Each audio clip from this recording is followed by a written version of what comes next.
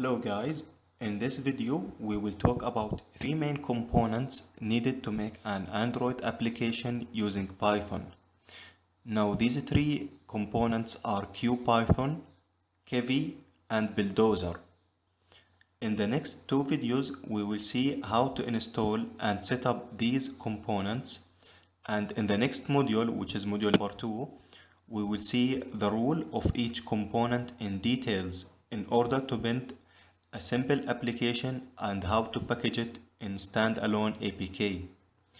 So basically, I made up this diagram to break down the needed components and explain briefly the purpose for each one of them before going through each one in details.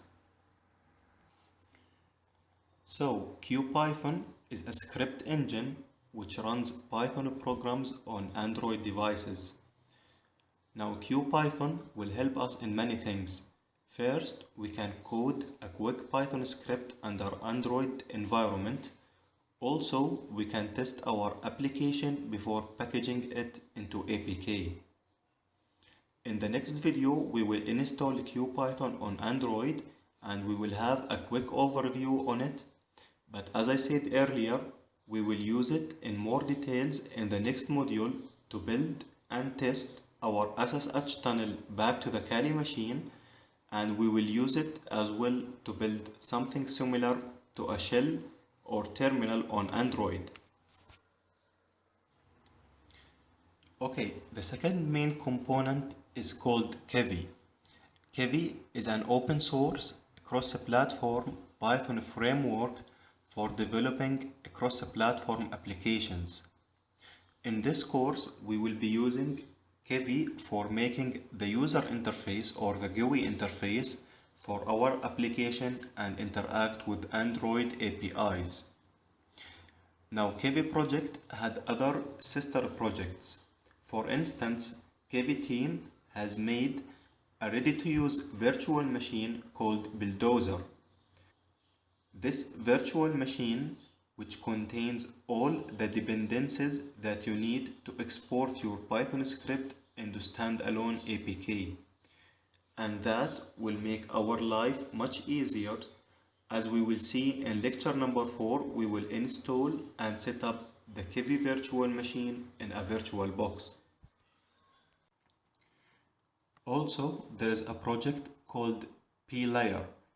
PLayer is a Python wrapper for platform-dependent APIs. PLayer allows us to interact with Android APIs like making SMS or calls or taking screenshots from the camera or sending emails, etc. Now we can do all of this stuff with literally a matter of a few of Python lines of code. By the way, there are other sister projects, but basically those are the main, and we're gonna talk on these only the entire course. Kivy has its own language in building the user interface. Now this language itself, it's called KV, and there are two ways we can use the KV language to build the GUI. Basically, we can write the user interface in KV language and save it in a separate file with .kv extension, and then we can call it from the main Python file. The other way is to have the KV language embedded within the main Python file as a string. Okay, right now, so what about the KV language itself? Well, we will talk more about it in module number 2, and I will introduce a few examples and explanation for creating simple interface with basic objects like labels, text input, buttons, pop-up messages, and progress bar. But again, please keep in mind that our user interface will be simple, as creating a fancy interface is out of our scope. Final note, there is a project called Kivy Designer used to create the user interface on our behalf. But unfortunately, it's not simple to use and it's not suited for beginner. Now here on the next page, I made the references and download links for each section that we have talked about, and please feel free to have a look on them if you got some time.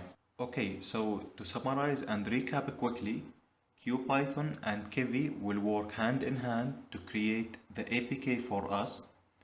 Buildozer will export our script into standalone APK. Then finally, we will test it over our Android device, which simulates our target machine.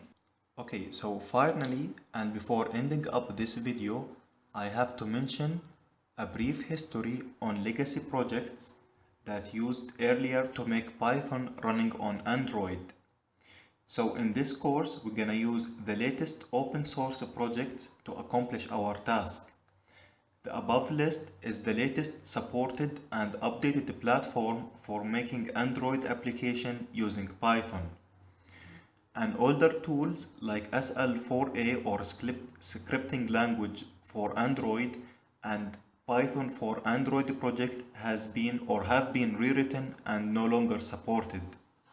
For example, Python for Android project has been replaced with Buildozer. So I just wanted to bring up this info in case you came across any of them while searching in the internet. Alright guys, that's it for this video and thank you very much for watching.